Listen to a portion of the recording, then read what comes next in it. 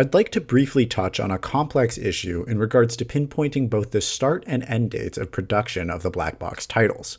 Determining print runs of each game is a very difficult feat, but it is nonetheless important for getting a sense of market trends where paper trails are often missing. There were 3 years in which the first printings of each black box game occurred: 1985, 1986, and 1987. Games that were part of the test market launch in 1985 weren't usually sealed with cellophane, but rather had a matte sticker seal keeping them closed. There are, of course, exceptions to this. For example, this matte sticker seal copy of Stack Up has the original cellophane on it, but this could just be a game-specific example due to the many stealable parts within the box. They also came with built-in hang tabs on the backs, intended to be punched for easy hanging on store shelves. Games launched in 1986 had a gloss sticker instead, and second prints of 1985 games followed this trend. Sticker seals may have been cheaper than plastic wrap, but they did have their fair share of issues. Someone could open up the box, take the game out, replace it with another cheaper title, and then put it back on the shelf. This wouldn't be too noticeable without close inspection of the sticker. This likely contributed to the end of this style of seal well before the official launch of the NES in late 1986. Third print games, estimated to be released in Q3 of '86, got rid of the stickers and were instead always sealed with cellophane, but otherwise had no further differences to the box. The majority of games appearing on store shelves during the NES's official launch were fourth prints. These added NES-GP to the back, to denote their status as Nintendo Entertainment System game packs, while fifth print games added a code at the top of the box that distinguished the games from each other. At the sixth print, the Nintendo Entertainment System's trademark was filed and added to the front of each box. Seventh print games added Rev A to the bottom of the boxes, as this coincided with a redesign of the game packs, which eliminated the need for the top 2 screws. This is what's known as a 3-screw cart versus a 5-screw cart. Around this same time, Nintendo stopped attaching hang tabs directly to the boxes and instead put them on the cellophane. Eighth prints and beyond adopted Nintendo's oval seal of quality and had various smaller differences from then on. A lot of online sources like to portray their guides as a definitive source for identifying black box printings. Nothing is that simple. Let's ignore the fact that some of the most, quote, reputable sources on the matter, like the game grading company Wada's guide, have clearly false statements on print information. For instance, Wada notoriously labels star codes as being promotional copies, which is outright false.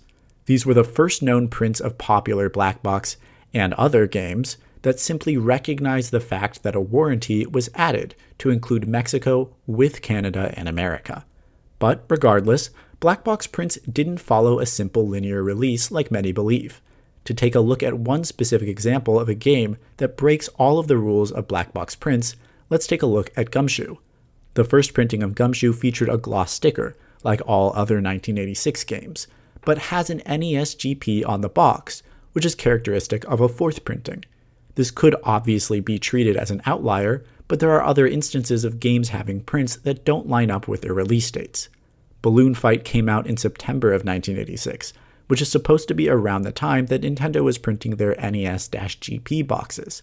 And yet, there are 2 prints of the game before this one, as shown here. The list goes on, but the reason I'm bringing these up is to clarify that, unless someone gets a hold of manufacturing and production dates from the plants where these boxes were made, the true timeline of releases will remain hazy at best.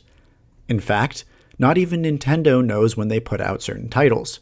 For example, on their own website, as well as countless fan pages, Soccer is slated as having a 1987 release.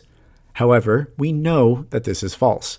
Because there are examples of Soccer coming with a matte sticker seal, it's been confirmed that it came out in 1985, along with the rest of the launch lineup.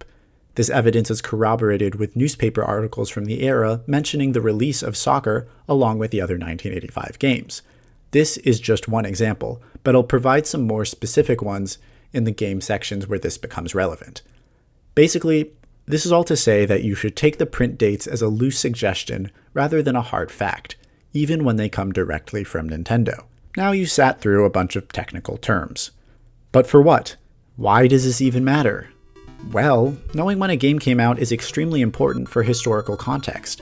For instance, because we know soccer came out in 1985, we can then look at the impact it had on other soccer video games in the late 80s, which is particularly crucial when it comes to early video game history. If we thought that it came out in 87, all analyses of the game would have to change. It could be gathered that Sega's Great Soccer, which came out in 87, actually influenced Nintendo Soccer, and not the other way around.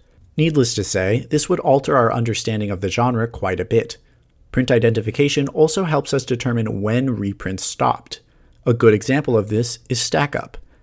There have only been 5 identified box prints of the game, meaning that production must have stopped in late 1986 or early 1987.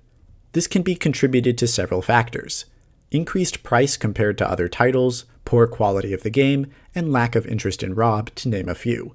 But we can analyze the poor performance of the game because we can identify what the final print was. Nintendo didn't put out official sales figures for US releases, so this is the best that we can extrapolate.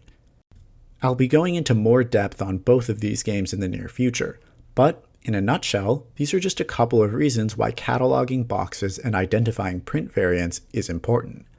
Maybe I just use this as justification for spending the amount that I have on this set, but I like to think I'm contributing to something other than my own collection.